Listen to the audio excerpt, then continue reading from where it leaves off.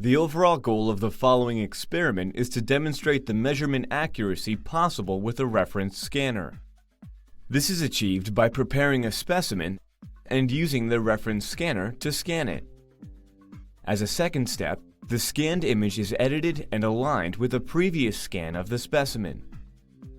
Next, a difference analysis is performed in order to show variations between scans.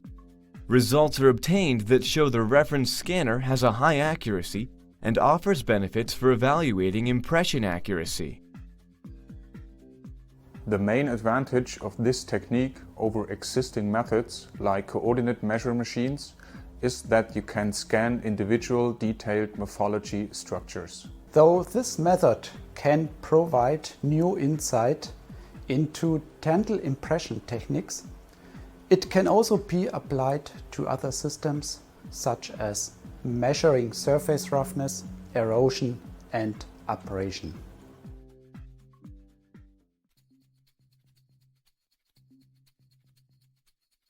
Begin by preparing a specimen for study. This metal reference model will be used for this video.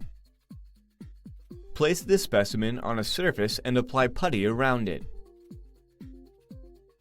After the putty has been applied, it should appear like this. Flatten the putty to create a flat base around the specimen. The specimen is now ready for use in the protocol.